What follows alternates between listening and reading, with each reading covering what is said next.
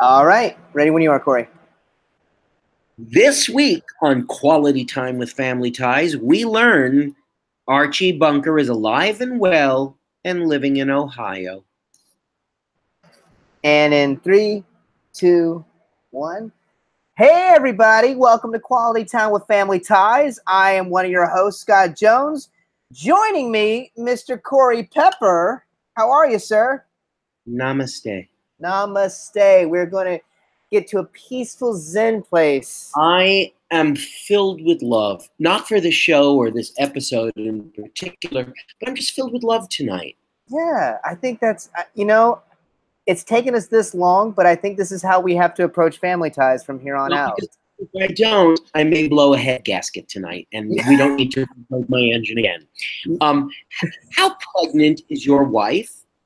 Well, very pregnant. In fact, listeners, next Wednesday, we're going to have to induce.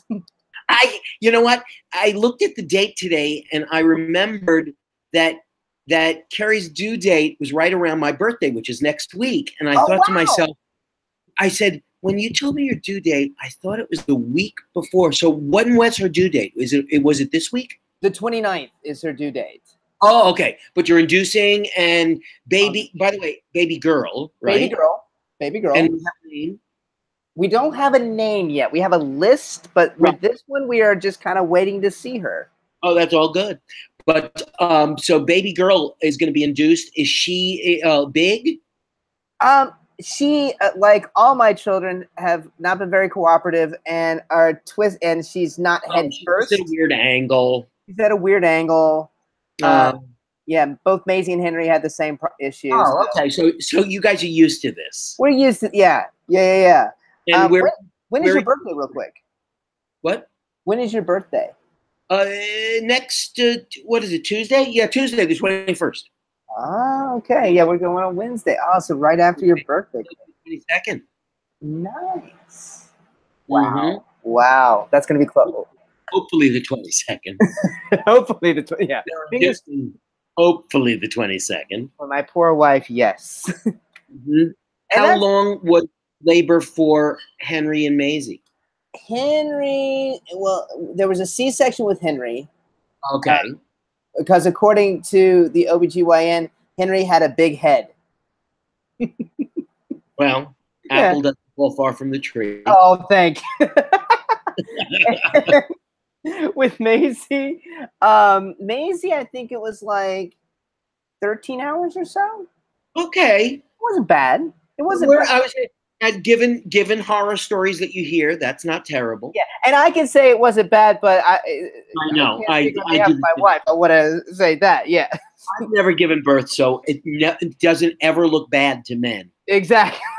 Exactly. However, I have had 40 kidney stones, so enough said. I know what it's like to have pain in my region.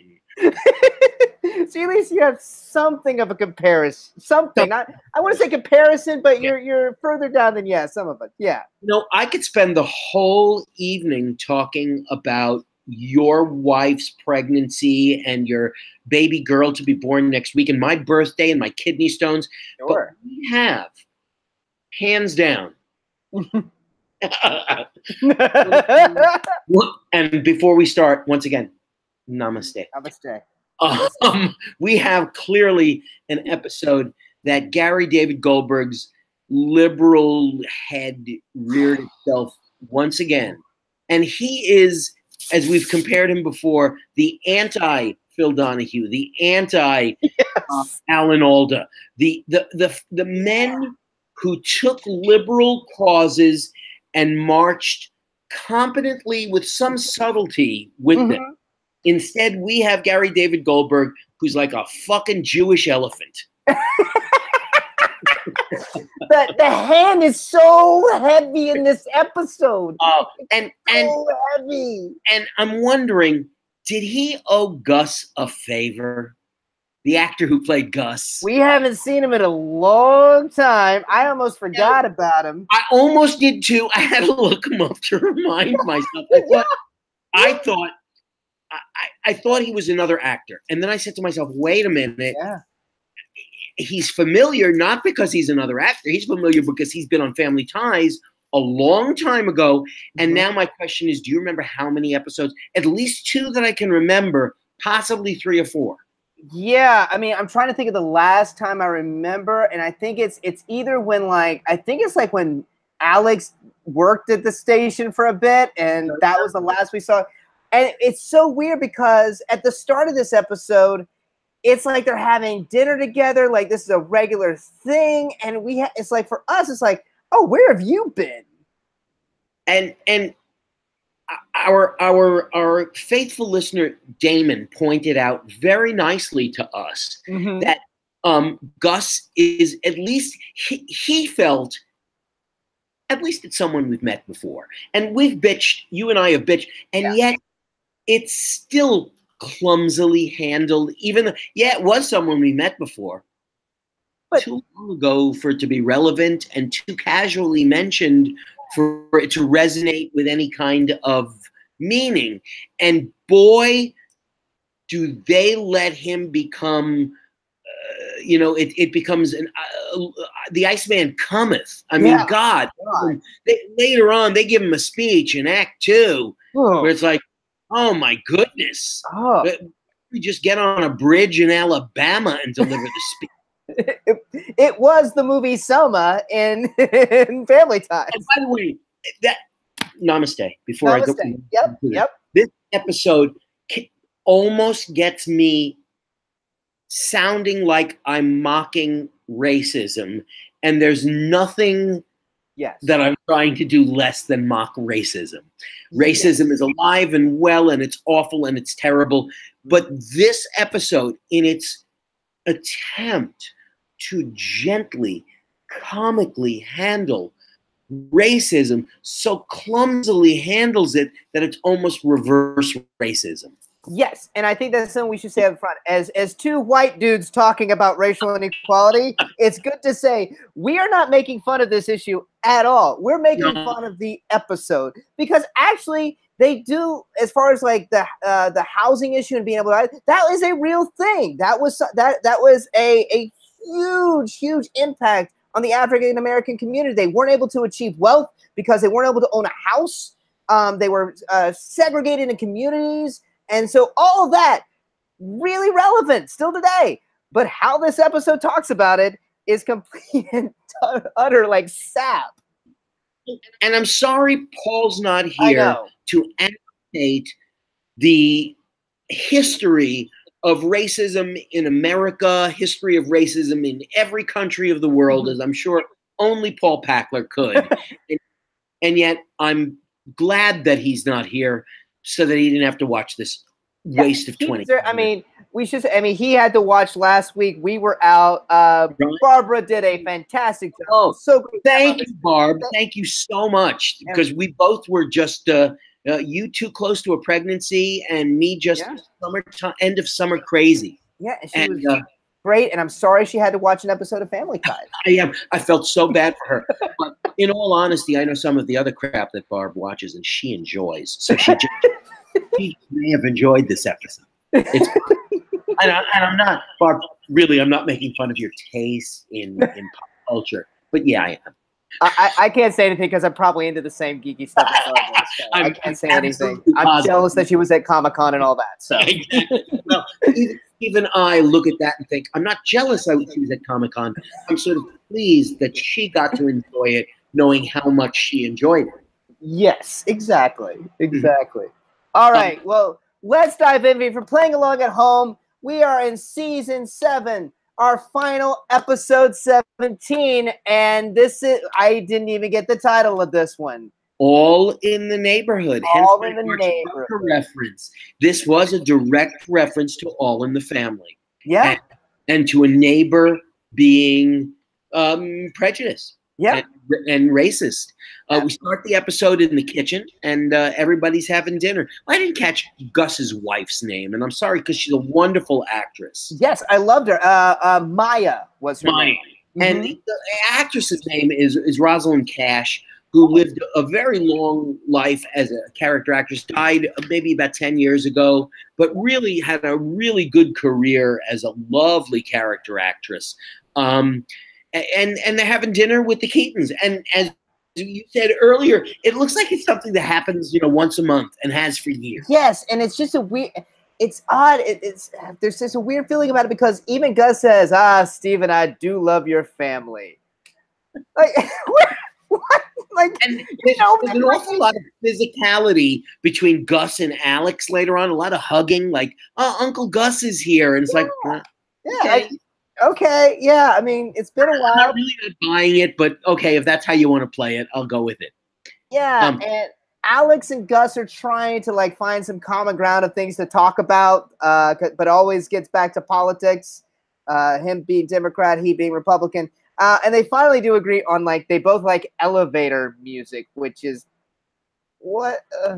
And I feared, because they used it throughout this whole first scene, that it was in some way a bizarre B plot in the show. Yes. And thankfully, it wasn't, because they mentioned it about 3 times in this first scene, just in this scene. You could tell they wanted to dip their toe into that as a B plot. They really kind of wanted to keep coming back to it.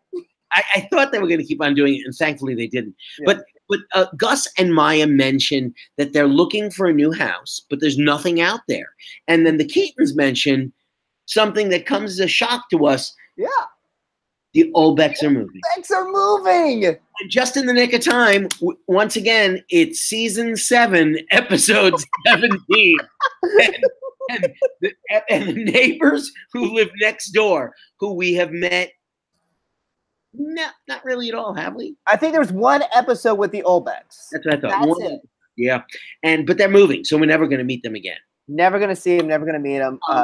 And apparently, so they say that the Olbecs are moving, intimating, hey, maybe their house is perfect for you guys. And of course, Gus wisely says immediately, well, how many black families are there in this neighborhood? Yeah, and the key, it's a good question. And the key go. Hummina. 1, maybe, I don't know. Yeah, let's point out too. There's a lot of hummina in this episode, especially when we get to the next scene. Okay. Absolutely. Oh yes, when we get the real estate agent. Oh yeah. Well, and so and someone here, I didn't write down who it said. Someone says in the scene something about there never being any racial incident in this neighborhood. That would be Steven. And then it must be Gus. Then it goes, of course there was no racial incident. There's only one race. Right. And it's like we've always said we love Gus, and it's stuff like this that I always love, because Gus, as a character, he has a great voice. And he keeps things real. Like Steven's buffoonery a little bit. He kind of levels down a little bit, which is great. I like the dynamic between Steven and Gus. Always have. It's been always been very good. Yeah. So we then go to the empty Olbeck house. We weren't joking when we said we're never going to see Olbecks again. We're never going to see. No. They are gone. There is no furniture, which is something we should point out. No furniture. Corey, I got a question for you. Something that stuck out to me. The stained glass on the windows, was that ever a thing? I don't know. I thought they were in church for a moment. It was during the 70s, maybe in the late 70s, people like having stuff like that. I don't know. Yeah, it was just very prominent. I was like, I don't ever remember houses having stained glass on the windows. And we meet this real estate agent whose name I certainly did not put down. Christine. I did put it down, actually. And she is skeevy from minute 1 of the scene. Yeah, she's like you're kind of lying, manipulating a real estate agent. Yeah, and it was kind of weird. I wrote down she looks confused at the get-go of this whole scene. Mm-hmm. And then just bad things were going to happen. Yeah. I wasn't a fan of this actress's performance. No, it was part of the heavy-handed. It gets really bad. Almost like, well, there's no real defined bad guy in this episode. There's just sort of a nebulous neighborhood as the bad guy. I mean, they even give Kevin Dunn later on almost redeeming qualities. Yes, they do. Not redeeming qualities. Let me put it this way: at least his speech presents a pro and a con, so that he's both an asshole and pragmatic at the same time. So yes, I will completely yes. It lacks a moral center. Absolutely, yes. Can And say. every moral fiber of my being. But you know what? He explains himself to the point where it's like, I don't like you, but go ahead, do whichever you want. Right. Live and let. I couldn't, I say live and let live in every liberal cause. So I feel that sometimes in conservative causes, not in all conservative causes, but sometimes someone's being very conservative financially. It may not be something I say is okay, but you know what? Live and let live. He talked about doing it for his family. All right. Right. I'll try not to judge, although I'm judging with you. Absolutely. Yes, there is. When we get to that. Yes, there is a level of judgment. Yes. Yes. So Christine is immediately uncomfortable with even the vague thought of black folks moving in. She's uncomfortable just being around the black folks. Yeah, it's as if she's never met a black person before. She is acting. The thing that popped in my mind, this is going to be on PC, but the thing that popped in my mind is like in the 90s when like there were shows talking about a character that had AIDS and no one wanted to be around that character. That's what this looks like.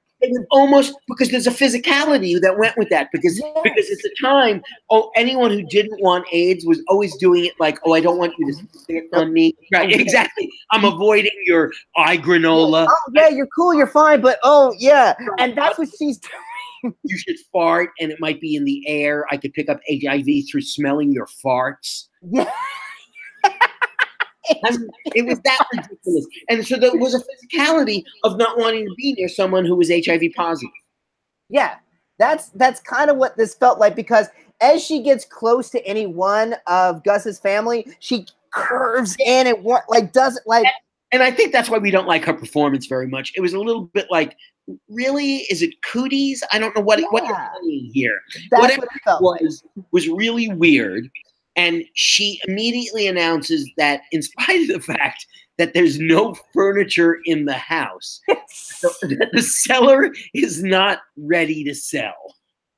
Yes. Now, furniture not in the house is not just a sign that they're ready to sell, but it's a sign that they've already moved into a new home. And they need to get rid of that home so they don't pay anything on it. Because the idea of 2 mortgages, never cool with anyone. Yes. And it's just so over the top, like how she turns on a dime, like, the house is great. The roof is leaking. But 1 minute, black people, it's not that good. The house really, it's leaking, and there must be termites, and this is just awful. And then Stephen announces that he is offended. He has been offended by this behavior on Christine's part. Yeah, and this is where it gets very problematic with Gary David Goldberg is this white guilt that keeps coming out in the episode. And that's what he leaks over. He leaks it out of every pore in the episode, and that's what I find most uncomfortable. That's what scares me out is the white guilt. Yeah, and as much like he's talked so much about race that there's so many episodes we can go to about race that he's done in Family Ties. We had the Mark Twain book episode. From our very first episode was about the bigoted country club. Hey, Gus, if that's still around, you may not want to go move into this neighborhood. Once again, I'm asking if the writers have ever watched any previous season of this show. Yeah. Because we haven't really addressed this. Now, this is like the 3rd or 4th time, and the show's been on for 7 years. So it's like once a season, Gary David Goldberg he puts on his Alan Alda mask, and he is to racism what Alan Alda was to feminism and war. Yes, he's showing that white guilt, and it's sad too because, and I'll try to insert. I'm going to try to insert my best Paul Packler here, just for a little blip of what Paul might do. Is that, this is actually a very, like we were saying, a very real thing. In the 1950s, real estate agents would pull this shit. Like, once they found out if it was an African-American family trying to move into a white neighborhood, they would say shit like this. and then say, hey, let's go look at some houses, which was already going to be kind of designated a black community. And that's why there's anti-discrimination laws put in place of this. It's systematic racism that's been systemic in our society since the Jim Crow laws. I mean, that's just the way it's been. Yeah, since the Civil War, that the society has stacked the cards in every regard. Which is why when Trump says things about getting rid of what is it in colleges when they have when colleges admit what did you say? The Dreamers? The college admissions for equal opportunity. Oh, affirmative action. Affirmative action, where he says that we no longer need affirmative action. We need affirmative action for Caucasians now. Now, shut the fuck up. No, we never need affirmative action for Caucasians, okay? No, people like you are running shit. You don't need it. Yeah, It's ludicrous. And we end up, you just mentioned discrimination laws, which is why we have discrimination laws in our country. And that's really how we segue out of this scene into scene 3 of the first act, going from the house back to the kitchen, to hands down, hands down. There is you cannot argue with me on this. The most bizarre moment of this episode. It serves no purpose, does not contribute to the plot, and is not funny. And it comes out of nowhere, and it goes nowhere. Yeah, so... Go ahead. Yeah, I'll try my best here. So listeners, picture, if you will, the Keaton children are sitting at a table, the kitchen counter, and in front of them is a freshly baked apple pie. They are just staring at this pie, mesmerized by it. Alice comes in, is staring with them, and is wondering what they're doing. And of course, they say, well, Mom baked an apple pie. It smells great, it looks great, but it's for the Thompsons. And Alex makes the decision, okay, no, you know what? This might be one of Mom's best pies. It's mine. And I'm going to go in, and he goes in with a knife to cut it. But before he can do it, he's like, but what about the Tompkins? And Mallory says, we'll get him a store-baked pie. They'll never know. And as I'm saying it, it still doesn't make any sense of where this goes. And in all honesty, it's 3 minutes. It's very long. It's long. That stare of the pie is long. It is a long moment. It's a long beat that I just thought they were running short, and they added something. They tacked something to the start of the scene that made no sense, and it was like in a rewrite. It's just awful. It was just terrible. It was just terrible. And Alex, you know how very often one of these awkward moments will end with a great bit of Alex P. Keaton physicality. And he was doing something with the pie, with lifting the piece of pie up. And maybe holding the pie in his hand was the shtick that they were trying to get to, that they thought was funny. Yeah, he had it on the butcher. He had it on the knife and was about to eat it. And then Stephen and Elise come in with Gus, and Elise chews Alex out for, like, Alex, if you eat that, that's the last thing you're ever going to eat. All right? I'm laughing at Paul Packler's text. Oh, yes. Both our hairs look amazing. You both have complete and total wacky hair tonight. I know. I'm like at the very beginning of the show, and of course, most of our listeners listen on a podcast, so we're just describing it. Oh, but Paul attached. Okay. He's just got love. He also is he in his. But tell me, I know our no one can see this, but is his arm in a sling, or is he? No, I hate to do this. No, it's like like he's wearing a satchel bag across his. It's like a messenger bag. Yeah, like a messenger bag. Yeah. Oh, good. When I met him in New York a few weeks ago, he looked very, very official. Did he? You know, for a grown man who's 4'7", he looked very, very official. I believe Paul dresses up for the occasion. I got to give him that. Oh, he looked sharp. He looked quite sharp. He always looks better than us on this podcast. Yeah, for sure. But also, Paul doesn't have kids. That and or the 25 to 30 years I have on him. Right. So while Alex P. Keaton has this pie in his hand, Yeah. Gus, of course, walks in, and then it announces somehow or another that he's been receiving hate mail.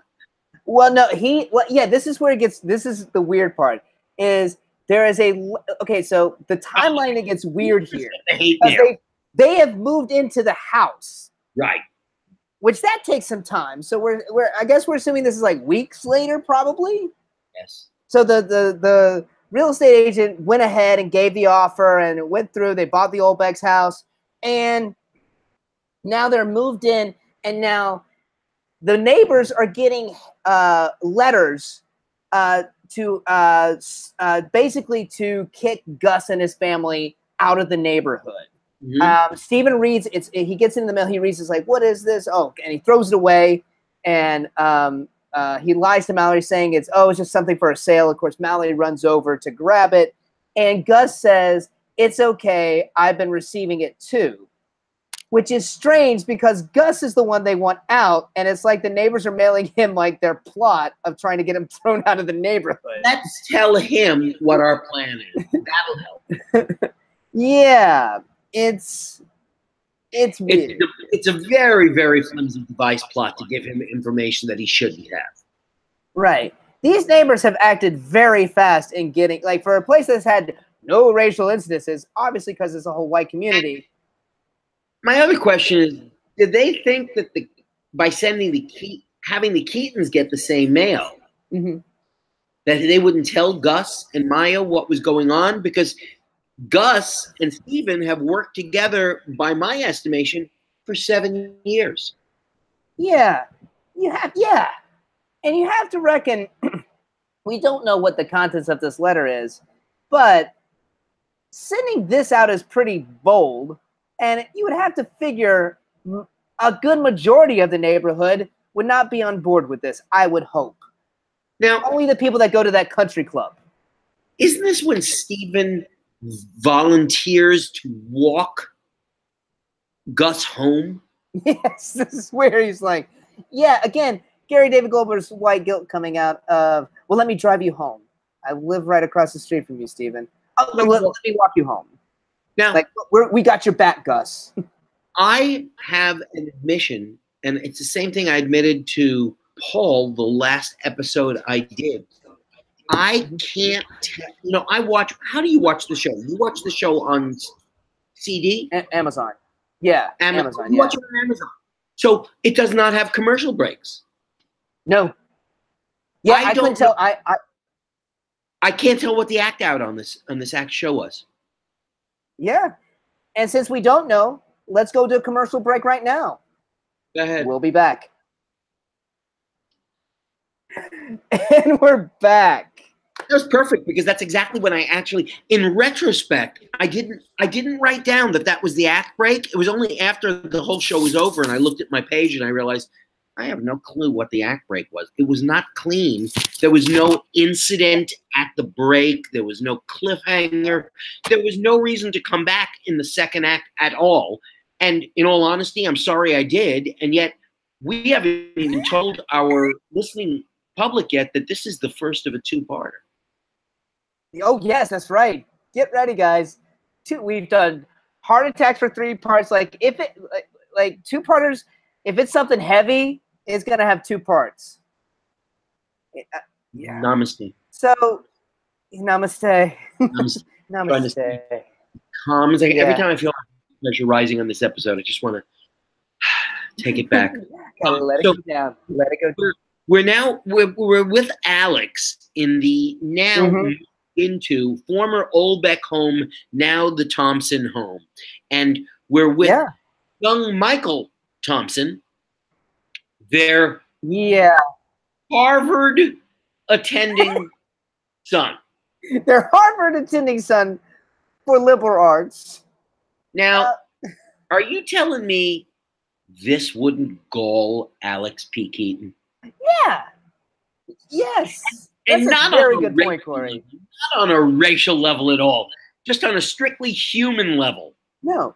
Harvard is a place he would love to go to. He shows no jealousy about this, no goading a little bit, or or the vice versa, or no like tell me about it, like excitement about it. Like, you know? Oh man, I'd love to know about Harvard. It's just like we go to comparable schools. We've said many times he goes to the Ivy League School of Ohio. Yes, he's in the Ivy League of Ohio. Yeah. And I really didn't like Michael. Didn't like Michael. He was really whiny. He was. And then the end of this act happens. And it goes from whiny to militant in about 9 minutes. It's just the infliction the actor puts on certain words. But didn't you know that it would be dangerous? It's a heavy-handed performance. Now, I will tell you that this poor, unfortunate actor who I had looked up died very young. Oh, I'm so sorry. He died. I think he did this episode. My calculation was he was maybe 24 when he did this episode and died when he was 36. Oh, God, I'm so sorry. I know. I was like, I forgot to jot down his name, but I did want to look him up, and I thought, okay, I'll just mention casually. He died really young. I'm sorry. I know. So you figure, either some tragedy struck if you die at 36 years old. But I'll tell you, it wasn't the first tragedy in his life, because that was the tragedy of not taking enough acting classes before. That's true. Thank you. Doesn't change my opinion of his performance. I'm just saying, I don't want anything bad to happen to him. But he still sucked. Absolutely. Yes, absolutely. Gus enters into the scene singing the favorite song of every African American. You guessed it, the Beer Barrel Polka. Yeah. Once again, the elevator joke kind of dipping their toes into. Yeah, that's right. That's still there. I know. Yeah. Oh, go ahead. I was just gonna say, and the Keatons assure him that we'll be here. We'll be watching this place for you.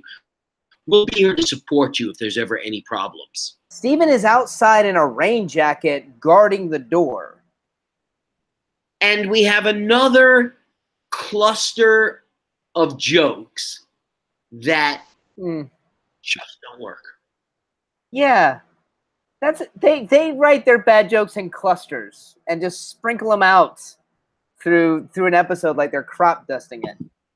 And it doesn't necessarily follow in any kind of rule of threes. It's like we'll jam as much onto this cluster as we can, and hope the audience will be laughing line after line after line. And it's just irritating. And this time the cluster of jokes involves Steven in a rain jacket standing guard on the porch of the Thompsons, but everybody walks past him and he's seeing nobody enter the house. Yes. Like Elise is upstairs, she comes down. Gus's wife is like, I walk right past you, Steven. Yeah. So, yeah, it doesn't work the first time. It doesn't work at all. No. Yeah. And they get a phone call. And it's a bad phone call, and you can tell from Gus right away. There's a rigidness to him, and you can tell there's something that's terribly wrong in this phone call. And Gus is obviously listening to some hate speak. And he gets off the phone, and he sort of announces that he announces that. Or does he leave the room and then Michael announces that his folks want to move? Yeah, well, he doesn't want to go back to Harvard. That's it. He wants to stay. He wants to stay. To protect. Like, no, you're going back. You got midterms. We're going to be fine. You can also notice Gus was serious about this phone call because of the close-up they got on him with the camera.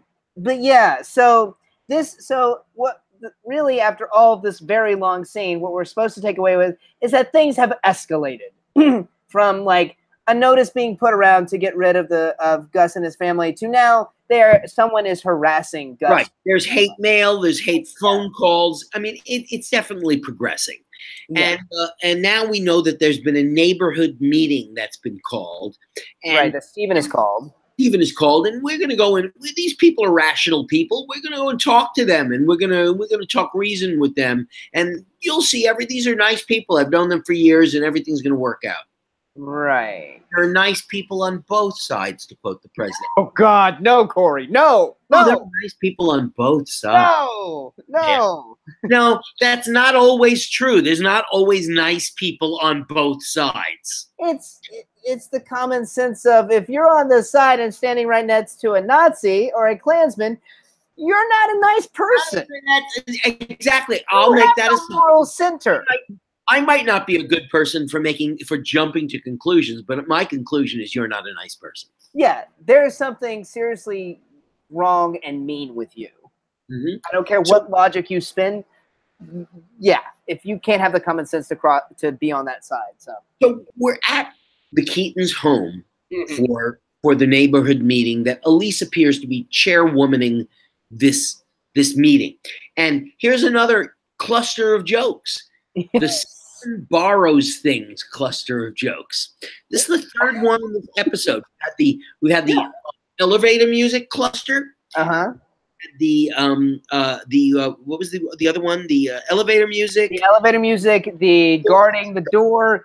And now the Keatons are a bunch of assholes that keep their neighbors' things. Right, which we've known them for 7 years quite intimately, but never have we known him to borrow something. But he steals. He's a thief. Yeah, and they don't seem like Stephen doesn't seem like the type that would do that, really. And the whole neighborhood is actually pissed off at him that he's been keeping them. But no one has said a word until this meeting when everybody vomits it out. Right. Now, they are kind to a certain extent. In Skippy, in his one line that he has early in the scene before he becomes an extra in the scene, they give him one line that gives him an excuse for being there, which I was actually very curious about. Why the fuck is Skippy at this meeting? Right. And they placed him in a very weird position. Like, it's on, the camera's on Gus and he's like in the background. So you know he's going to say something at some point, but you're right. He felt like an extra in this scene. He did, and he sort of sunk into the background like he was an extra in the scene. Yeah. And the scene is just one gigantic waste of time. Yeah, well, it's easy to see that because, I mean, you're having a meeting. So really all we're going to do is just watch people get up and speak. There's not going to be a lot of action or plot happening. And to speak is sort of what we expect the speak to be. Gus starts the speaking by standing his ground, by saying, you know, we're not, your phone calls and your nasty notes, it's not going to change things. We're going to stay here. Right. And then we hear from a guy, one of my favorite character actors, Kevin Dunn. Love Kevin Dunn. Just terrific. And very young, a young Kevin Dunn. Yeah, yeah. Gets up, and this was the guy that we were talking about, where it's like I don't agree with his morality, but he speaks relatively intelligently. He's not a redneck, in other words. He's not an instantly unlikable character. He's almost sympathetic because he's doing this for his family. He explains it's the only investment my wife and I made is in a home. Mm-hmm. And since the Thompsons moved in, our home has lost a significant portion of its value. And he says $5,000, which of course in this day and age means absolutely nothing to anybody. But in 1989, when this aired, would be a significant portion of their home. Right.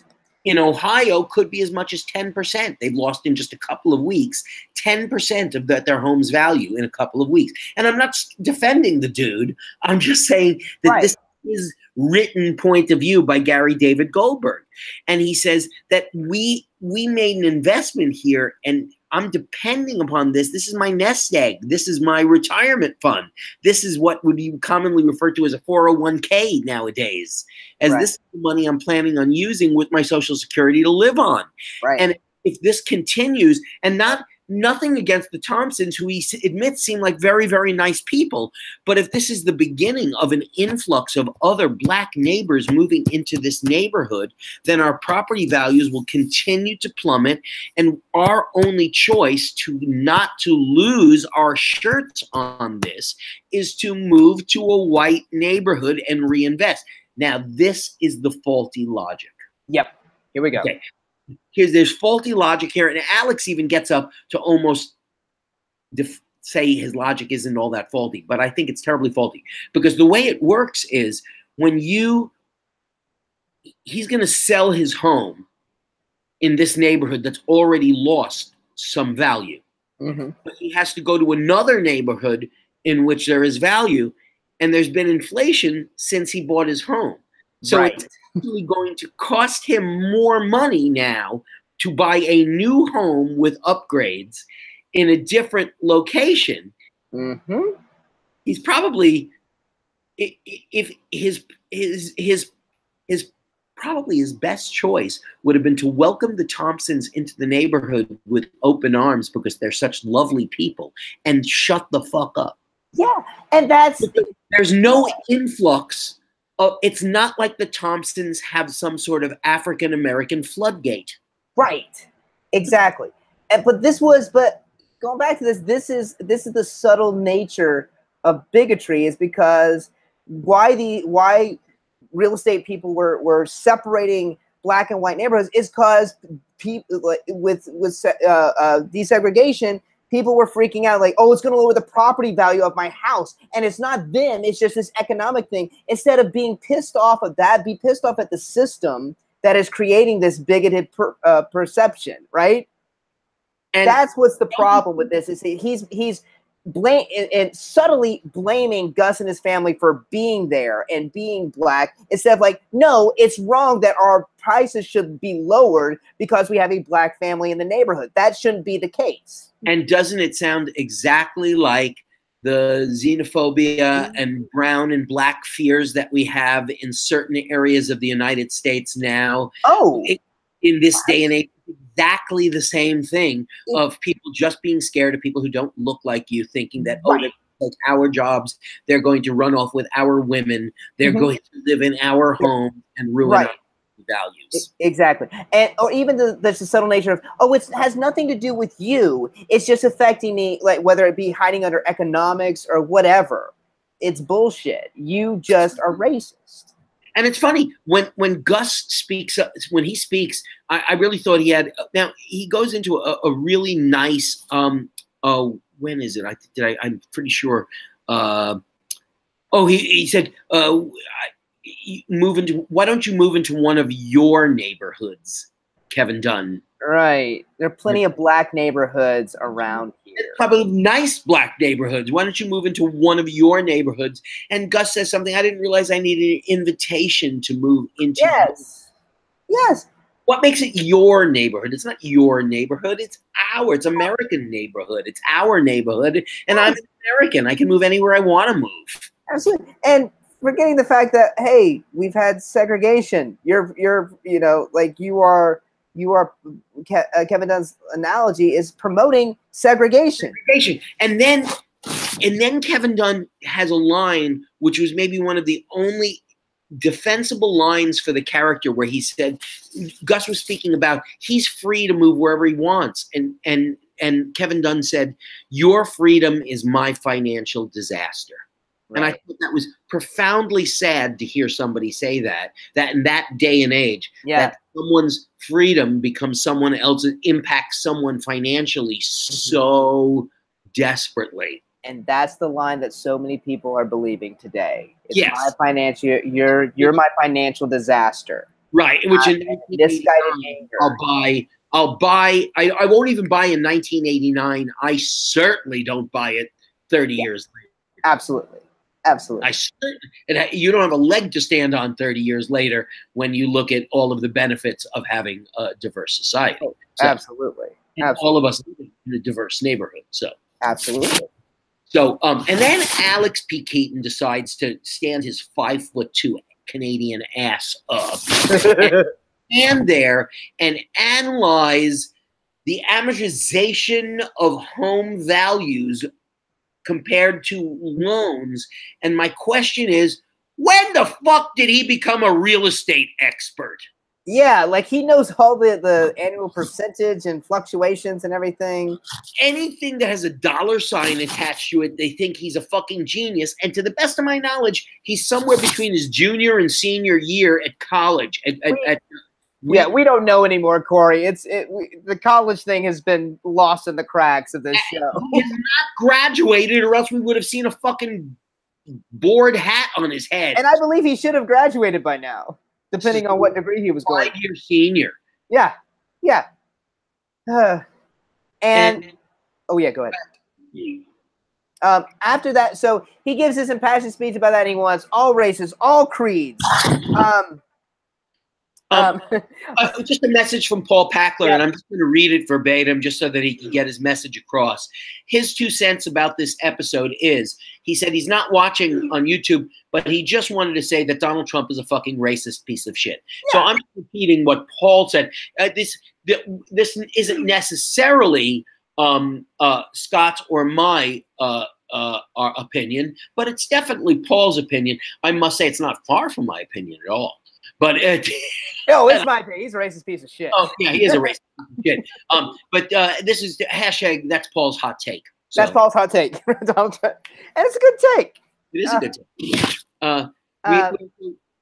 But yeah, after this speech Alex gives, and Kevin Dunn's character leaves, all these supposedly nice neighbors are now contemplating whether they should move out of the neighborhood. Yeah, one by one, they're hanging their heads in shame and going, we're thinking of moving to. We're thinking of moving to. Yeah, we're thinking of moving to. These guys are in for a rude awakening because hip hop hasn't hit the suburbs yet. I was going to say that. I was going to say, oh my God, I'd like to see some of the people who stayed, and I'd like to see exactly when that hits the suburbs and what minds, their brains are going to explode. Oh God. And we end on it to be continued. What's gonna happen, gang? Oh my goodness! I can't believe it. First of all, Skippy becomes an extra. Yep. And the Thompson family discusses that they're going to go home. This is how we go into the next episode. We're going to go home for a private talk. What? You said you're going to stay. Like, right. What are we going to talk about? Michael, Maya, Gus, we're going to go home and we're going to have a private talk. And then Gus and Maya walk out, and Michael stands there, and the Keatons besiege Michael. Michael, please don't let them do this. Please don't let them do this. And I forget the line. What is? Michael just sort of stands there and sort of grins, like he has this sort of evil grin of like, I don't know. I think I might let them do this. Yeah, but we know they want to stay. So what are they gonna? Exactly. I don't know. I don't know what. Well, we'll find out next week. I assume we'll have to be subjected to it next week. Oh, good God. Hopefully I'll be here. It'll have to be Wednesday. Well, it'll have to be Wednesday then. It might be you and Paul enduring this. Oh, no, it's going to be Paul by himself. Oh, shit. No, it'll be me and Paul on Wednesday. It'll be you and Paul on Wednesday. Me and Paul Wednesday. I can't do it Tuesday, and you certainly can't do it Wednesday. I'll be for listeners, just so you know, that's why I've had babies during this whole recording process, so I get episodes off and don't have to watch them.